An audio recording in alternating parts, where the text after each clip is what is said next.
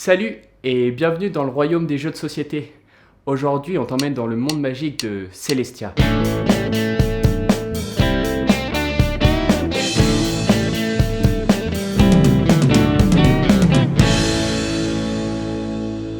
Dans Celestia, on poursuit la quête d'un héros de notre enfance, Gulliver.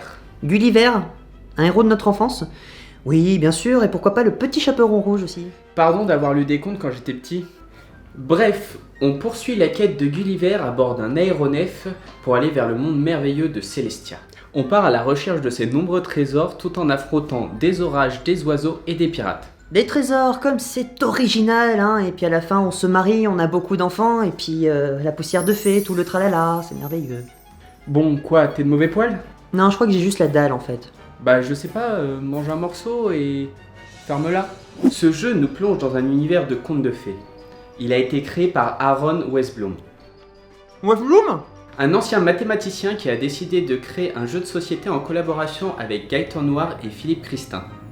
C'est un jeu qui est sorti le 22 février 2016 pour 2 à 6 joueurs à partir de 8 ans. Il a été récompensé par de nombreux prix dont le Seal of Excellence Dice Tower. Explique peut-être les différentes récompenses. Eh bien à toi l'honneur. Seal of Excellence, 10 Tower correspond entre 8 et 10 sur 10. Le trophée Flip 2017, Le Festival ludique international de Parthenay, le prix du public 2016 Ludimania, le Festival de Dijon ou plus précisément Saint-Apollinaire, le pion d'argent. entre 100 000 et 250 000 jeux vendus. C'est un jeu qui a pas mal de récompenses, mais qui n'a pas encore une très grande réputation. Mais dis donc Xanadu, qu'est-ce que c'est que ce jeu? Eh bien, Udanax, c'est ce que j'appelle un jeu divertissement bataille. Chaque personne incarne un aventurier en choisissant une couleur. Le but est d'accumuler 50 trésors en voyageant d'île en île à bord d'un aéronef. Au début de partie, on va choisir un capitaine au hasard. Bienvenue sur mon aéronef. Aujourd'hui, compagnons, nous partons en voyage sur les îles merveilleuses de Celestia. Et pourquoi c'est toi le capitaine déjà? Ouais, pourquoi c'est toi d'abord, hein? On a tiré au sort et vous avez perdu. Alors maintenant, vous fermez vos mouilles et vous attendez mes ordres. Oh. Mécréant. Ça va, hein. Le capitaine doit alors lancer les dés et affronter les événements par lui-même en utilisant les cartes. Cette fois, cher matelot, on est dans la panade. On est cerné par un orage, une bande de pirates et des oiseaux voraces en manque de chair. Compliqué. Mais capitaine, mais comment est-ce qu'on va faire? C'est à ce moment que le capitaine demande aux matelots s'ils ont confiance en ces cartes pour passer à l'île suivante. Les matelots ont alors deux choix, soit quitter le navire, soit rester. Ne vous en faites pas. Vous avez confiance en moi? Oui. Ouais. Non, et très clairement, moi je ne reste pas ici, hein, les femmes, les enfants et moi d'abord. Allez, salut, je me casse, c'est fini. Non, je suis parti. Une fois que chaque matelot a pris sa décision de rester ou non sur l'aéronef, le capitaine joue alors ses cartes pour contrer les événements, et ensuite on passe à l'île suivante. Les enfants, j'ai tout ce qu'il faut. Yes. Non. Ah. Oh. Ah, c'était mieux. Ah. Ah, oh, ah. Un instant plus tard. Et voilà, c'est réglé. Encore un instant plus tard. Regarde, on est bientôt arrivé sur une nouvelle île. Bon, on part sur la prochaine? Pardon? Lorsque l'étape est passée, on change de capitaine et on recommence les mêmes étapes. Et bah vous savez quoi? J'adore la démocratie et je vous cède ma place.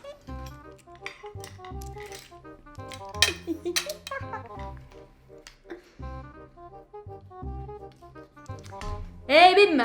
Alors les petits moussaillons, on fait moins les malins maintenant, hein? Bon, préparez vos petits poules, on va aller péter du poulpe. On lance les dés. Bon, les gars, on va pas se mentir, on a 3 bandes de pirates qui se ramènent vers nous de manière excessivement rapide. Du coup, une question, qu'est-ce qu'on fait? Ah non, moi je me tire. La la la la la, j'en reviens. Oui, alors je pense que je vais faire la même chose et je vais me casser. Eh mais... Non mais me laissez pas toute seule, c'est dégueulasse. Si le capitaine ne peut pas affronter les événements, l'aéronef se crache et on recommence depuis la première île.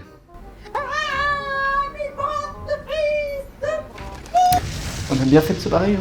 Ouais.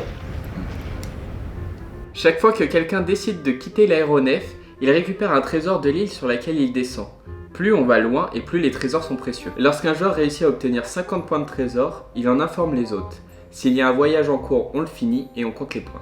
Voilà très globalement les règles. Très globalement étant une façon très gentille de dire que c'est un poil plus complexe que ça. D'ailleurs, Celestia a inspiré l'atelier des énigmes pour réaliser un escape game dans l'univers du jeu, avec une musique originale et des mécanismes ingénieux. Et tu l'as essayé? Non, mais je compte bien le faire. Allez, maintenant on passe à la partie qui vous intéresse le plus dans la vidéo. Quand c'est fini? Pardon, ça m'a échappé. L'avis sur le jeu avec ses points forts et ses points faibles. Le visuel. Ce que j'apprécie chez Celestia, c'est son visuel. Comme la plupart des jeux blâmes, les dessins sont vraiment cool, c'est un de leurs grands points forts. Les dessins sont en accord parfait avec l'univers adapté, donc c'est un gros oui. Et en même temps, on n'attrape pas des mouches avec du vinaigre. Ni avec de l'huile d'olive d'ailleurs. Ou tournesol. Le packaging. Sur cette partie, je suis beaucoup plus partagé. D'un côté, on a une très jolie boîte avec des sachets pour ranger les pièces, des pions en bois sympa, un bel aéronef à construire. Ah oui, ça par contre c'est vrai, il est génial cet aéronef. On dirait un peu la décapotable d'un monégasque. Il y a aussi des dés avec des faces cool. Mais d'un autre côté, l'intérieur de la boîte en carton est assez fragile, tout comme l'aéronef. Donc bof bof sur cette partie. Les règles. En ce qui concerne les règles, j'adhère vraiment. Elles sont faciles à assimiler et très bien expliquées dans le livret. En plus de ça, on a un rappel des différentes cartes spéciales avec qui, quand, comment. Petit bémol, les cartes demandent du temps à s'en souvenir vu qu'elles ne sont pas toujours très claires. Oh là là, mais c'est pas possible ça. Il faut bien un peu de temps pour apprendre les éléments d'un jeu, tu pinailles. Oui, mais pour un simple divertissement, ça peut être galère. La prise en main.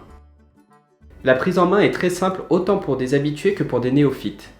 Le jeu comporte une partie stratégique qui peut tout aussi bien plaire aux initiés qu'aux nouveaux joueurs débutant avec leur première partie. Ça reste un peu simple pour des experts quand même. Par contre, c'est vrai que pour une personne ayant déjà joué, c'est facile de prendre avantage. Et si tu foires ton début de partie, c'est un peu chaud de remonter la pente. Ah, c'est pas piquer des hannetons avec une fourchette à fondue donc. Bon, ça va, oui, celle-là était peut-être un peu abusée. Oh, putain. La durée. Une partie dure entre 30 minutes et 1 heure, ce qui est l'idéal pour s'investir dans un jeu divertissement bataille et pour pouvoir faire plusieurs parties sans s'ennuyer. Par contre, c'est vrai que quand on quitte l'aéronef, et ça arrive quand même quelques fois dans la partie, on s'ennuie un peu. Oui, tu peux le dire, on se fait carrément N'abuse pas quand même. Le fun. Ce jeu est fun. On peut tout aussi bien avec ses amis créer des alliances ou se trahir. On peut se faire plein de choses les uns aux autres. Oui, alors je ne vais pas relever le côté extrêmement tendancieux de ta phrase, mais effectivement dans ce jeu ne faites confiance à personne. On a vite fait de se faire trahir ou de trahir soi-même les autres. C'est plus rigolo. En plus de ça, on ne sait jamais le score des autres, ce qui rajoute du suspense. Ouh, le suspense. Bouh. Par moments, on se dit que les différentes actions sont un peu légères, surtout pour des joueurs qui ont l'habitude de jeux plus complets. La mécanique. Question mécanique, on a un jeu simple mais efficace qui donne envie d'enchaîner les parties, même s'il peut être un peu redondant sans les extensions. Extension nombre de 2 qu'on vous présentera dans une prochaine vidéo. En fait, les possibilités sont un peu limitées dans le jeu de base, surtout pour les gens qui sont habitués à quelque chose d'un peu plus complexe. L'originalité. Un seul mot, ou plutôt deux. Ah oui! Non mais c'est pas possible, tu le fais exprès. Peut-être. Enfin bref, c'est un jeu qui permet de la collaboration et des combats en même temps. Et le fait de devoir prendre des risques plus ou moins payants est vraiment intéressant. Ce jeu ne révolutionne rien mais plein de bonnes idées qui fonctionnent ensemble. La mise en place. Sur cette partie, j'ai le cul entre deux chaises, parce que pour un jeu aussi petit, l'installation est un peu longue, mais on peut faire des trucs très rigolos, comme ça, ou ça, ou ça, ou ça, ou ça. Ou ça, j'aime bien aussi. Et au pire, il y a un tapis tout fait pour y jouer. Il est quand même un peu cher, donc on vous le conseille pas si vous avez pas le budget. Parce qu'en plus, ils veulent même pas. Enfin si, à la limite, votre portefeuille. Pour conclure, c'est un excellent jeu pour ceux qui aimeraient commencer le jeu de société. En termes de notes, je lui donnerai une médaille de platine. Et vraiment haut la main. Je vous le conseille fortement. C'est le jeu qui m'a permis de découvrir les jeux de société et j'apprécie toujours d'y jouer avec des amis. D'ailleurs, n'hésitez pas à me dire dans les commentaires ce que vous pensez du jeu et si j'ai pu oublier quelques précisions. Cette vidéo s'arrête là, merci de l'avoir suivi et j'espère vous avoir donné envie de jouer à Celestia. En tout cas, une vidéo complémentaire sortira pour vous expliquer les règles du jeu.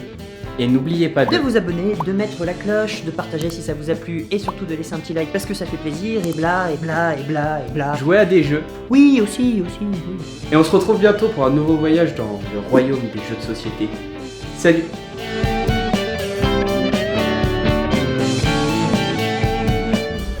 On se fait chier sur Steak quand même. Un petit peu, oui. On se casse? Carrément.